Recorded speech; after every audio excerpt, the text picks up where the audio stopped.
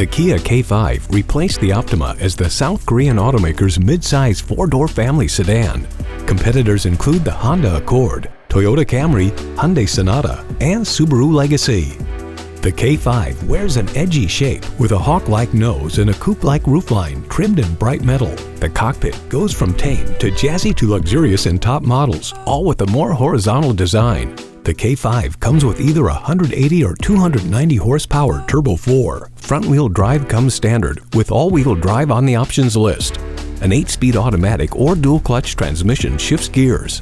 In its most efficient form, the K5 tops out in the upper 30s according to the EPA. The K5 standard Turbo 4 delivers strong low-end acceleration, and its 8-speed automatic snaps off quick, clean shifts. The larger Turbo 4 offers a big leap in performance. An independent suspension all-around damps the ride well at highway speeds, though low-speed city roads feel more lumpy.